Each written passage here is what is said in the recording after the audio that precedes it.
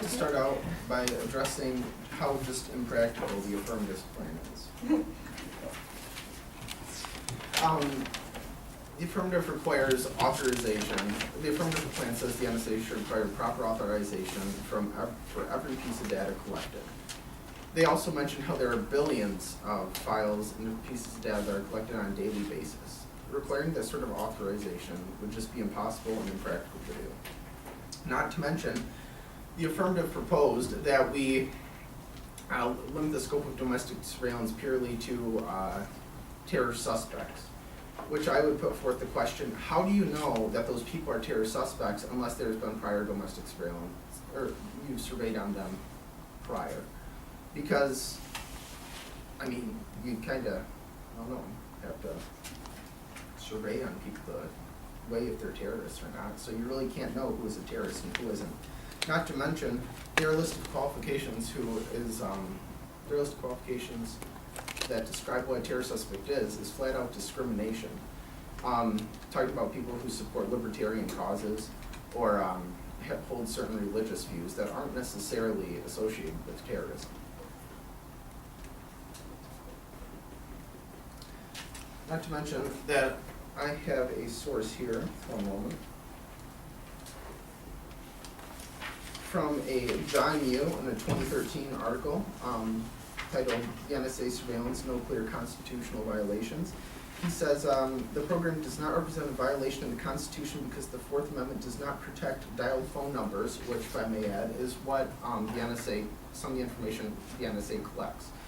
And individuals lose privacy over those numbers when they are given to a phone company. The idea that we have rights to the privacy and that we should be the only person who has access to our phone records is flat out absurd. When somebody buys a phone plan or gets involved with a phone company, they are also giving the company access to that. Also, this is taken directly off of the NSA's website, nsa.gov, that they do not, the NSA abides by,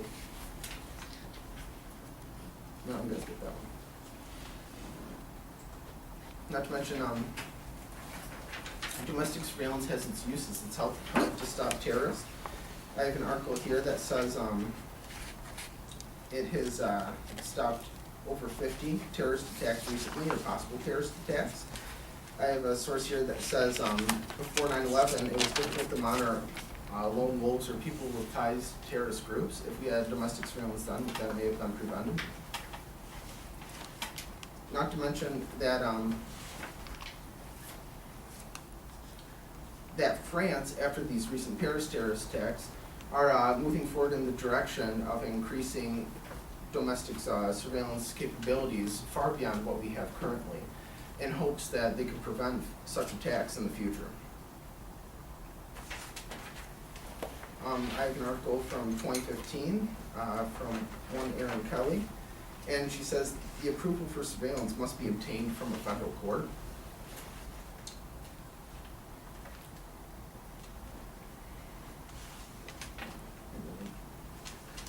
Not to mention, I have an article from 2014 that states the Patriot Act has been solely responsible for the conviction of 395 people on crimes relating to terrorism. Without that domestic surveillance, those people could still be walking the streets today and posing a threat to American society.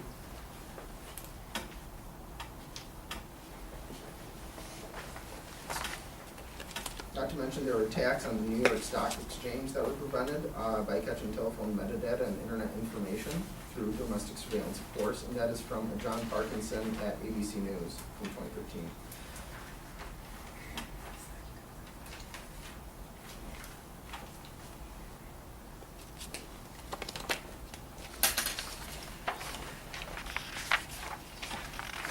That'll be all. Open for cross-examination.